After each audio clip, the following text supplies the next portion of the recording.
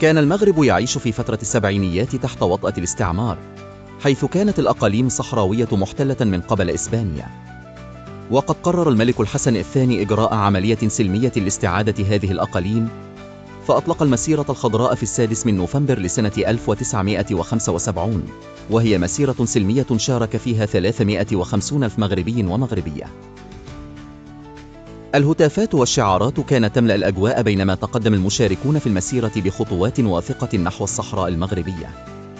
كانت الروح الوطنية والشعور بالفخر تملأ قلوب المغاربة الذين حملوا المصاحف والأعلام الوطنية، وراهنوا على وحدة الشعب والتلاحم الوطني.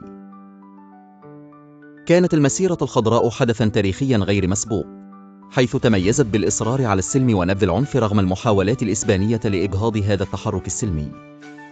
انتهت المسيرة الخضراء باستعادة الأراضي الصحراوية بأقل خسائر ممكنة، ليشكل هذا اليوم علامة فارقة في تاريخ المغرب.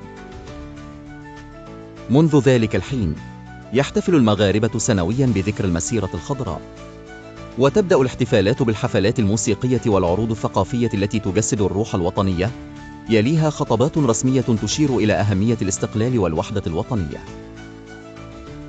المدارس والمنازل تزين بالأعلام الوطنية، وتقام فعاليات رياضية وثقافية لتشارك الجميع في هذه الذكرى المجيدة.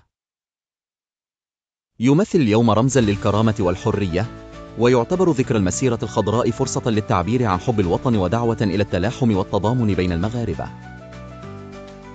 إن روح المسيرة الخضراء ما زالت تلهم الأجيال الجديدة بالحلم والإصرار على تحقيق الأهداف السامية التي رسمها الأجداد.